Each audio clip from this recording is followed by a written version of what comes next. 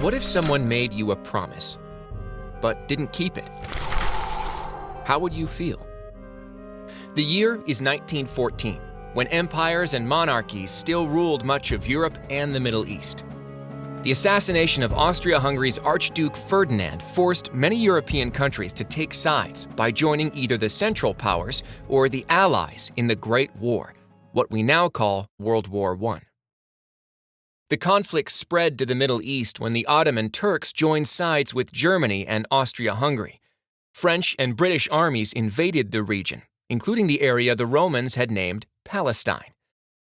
Looking for allies to help them with their fight, the British reached out to the Arabs, who felt mistreated by the Ottomans. I say, this war is rather too much work. Well, what if we have the Arabs fight for us? They've been under the Turks for all these years. Why don't we offer them independence? Brilliant. In 1915, the British High Commissioner in Egypt, Sir Henry McMahon, exchanged letters with Sheikh Sharif Hussein, the Emir of Mecca.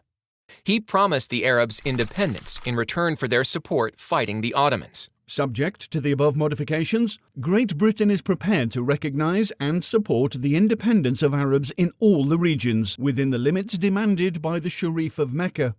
After some discussion, Hussein accepted McMahon's promise of Arab independence. But the war dragged on, with massive casualties and loss of life. The British looked for new allies to join the fight. What about that homeland the Jews want? Let's give them that. Jolly good. The British Foreign Minister, Arthur Balfour, wrote a letter to representatives of the Jewish Zionist movement, Lord Rothschild and Chaim Weizmann.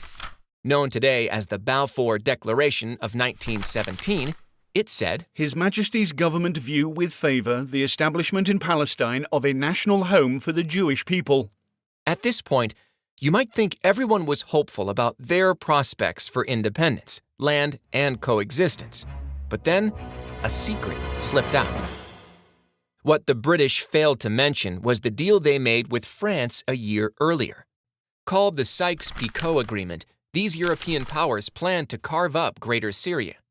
They planned to create an Arab state, agreeing that Britain and France would have influence over it. Other areas would be under British and French direct control. When news of this secret deal got out in 1917, both Arabs and Jews were unhappy. While it offered the Arabs independence, it still fell short of the promises made in the Hussein-McMahon letters. And the agreement made no mention of a Jewish homeland, a glaring omission of the offer made in the Balfour Declaration. By 1918, when World War I ended with these promises unfulfilled, both sides were frustrated and angry. Taking matters into their own hands, Jewish and Arab leaders looked to each other for solutions. They negotiated the Faisal-Weizmann Agreement, which set forth the idea of a Jewish state and an Arab state, what we know today as a two-state solution. Emir Faisal would only honor the agreement if the British kept their wartime promises to the Arabs. When the British failed to deliver their part of the deal after the war, the Faisal-Weizmann Agreement fell apart. Yet something happened to those broken promises. The Arabs and Jews in the Middle East held on to them, each hoping that the promises made to them would be fulfilled. Will those promises be kept? We'll find out next time.